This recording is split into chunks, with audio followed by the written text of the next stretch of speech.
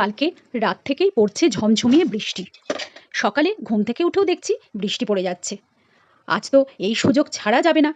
তাই ঝটফট বসিয়ে দিলাম আমার শর্টকাট পদ্ধতিতে খিচুড়ি। কুকারে চাল, মুসুরির ডাল, একটা পেঁয়াজ কুচি, অল্প রসুন কুচি, কাঁচা লঙ্কা কয়েকটা, লবণ, হলুদ, একটু গাজর ও আলুর টুকরো, আর 1 চামচ সর্ষের তেল আর খানিকটা জল দিয়ে 2টো সিটি মেরে সেদ্ধ করে নিলাম। এবার আলাদা একটা কড়াইয়ে একটু তেল গরম করে ফোড়নে দিয়ে দিয়েছি থেতো গরম মশলা, 2টো শুকনো লঙ্কা, তেজপাতা আর কয়েকটা কারি পাতা। এই কারি পাতা দিয়ে খিচুড়ি আমি কিন্তু এই ফার্স্ট টাইম করলাম। আজকে সকালেই এটা মাথা থেকে বেরিয়েছে আমার। এবার কিছুক্ষণ ফুটিয়ে নেওয়ার পর চিনেবাদাম ভাজা আর একটু চিনি আর একটু সামান্য ঘি দিয়ে নামিয়ে নিলাম। যা টেস্ট হয়েছিল কিছু বলার নেই। খিচুড়ি খেয়ে আমি নিজেই ফিদা হয়ে গেছি। নুন ঝাল সব কিছু ছিল পারফেক্ট। সাথে ছিল অমলেট আর পাঁপড়। এই বর্ষাতে আজ দুপুরের লাঞ্চটা ছিল একেবারে জমজমাট।